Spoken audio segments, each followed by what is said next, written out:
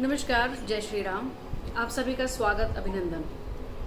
कैसे हैं आप सभी? तो आज एक बहुत ही इम्पोर्टेंट और ख़ास विषय के बारे में बात करते हैं कि एक ही समय पर जन्मे कुछ बच्चों का जीवन, कुछ जातकों का जीवन अलग अलग कैसे हो जाता है।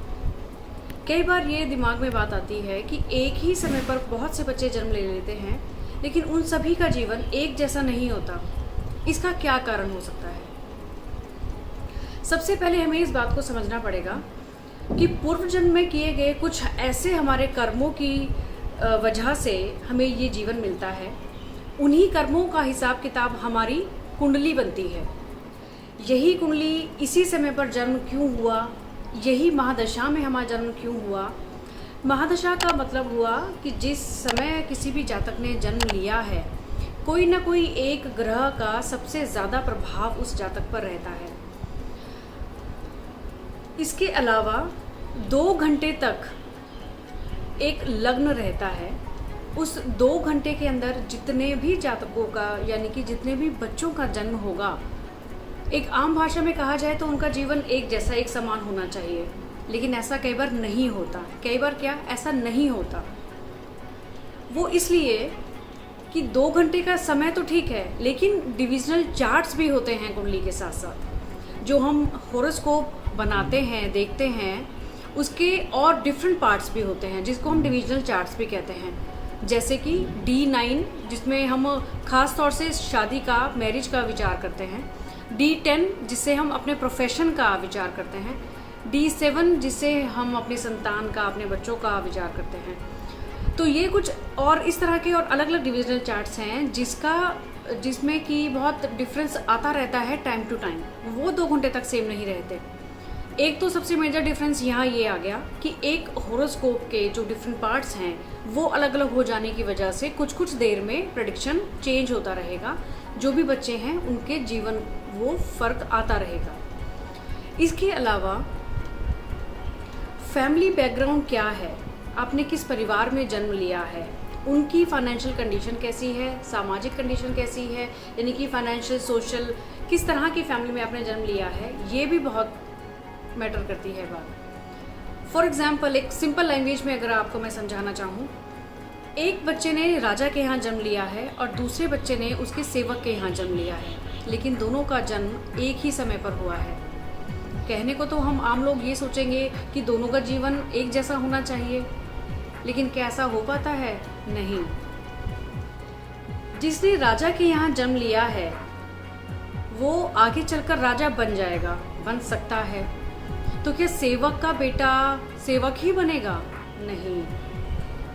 यदि सेवक के घर जन्म ले भी लिया किसी अपने कर्म की वजह से, लेकिन उसकी कुंडली राजा के समान ही है, उसके ग्रह गोचर इतने उच्च, इतने बलवान हैं कि वो उसको राजा बना सकते हैं, तो वो चलिए राजा नहीं, लेकिन किसी गांव का प्रधान, कोई अच्छा लीडर, बहुत अच्छा धनवान व्यक्ति तो बन ही सकता है। ये भी ज़रूरी नहीं है कि अगर उसने सेवक के यहाँ जन्म लिया तो वो सेवक ही बन के रह जाएगा, ऐसा ज़रूरी नहीं है। फैमिली बैकग्राउंड बहुत मैटर करती है, लेकिन इसका मतलब ये नहीं कि जो पिता हैं वही पुत्र होगा। इसके अलावा यहाँ एक और बात समझनी होगी, कुंडली हमारी किस प्रकार से बनती है। उसमें 12 भाव होते हैं, यानी कि 12 घर, जिनको हम हाउस कहते हैं।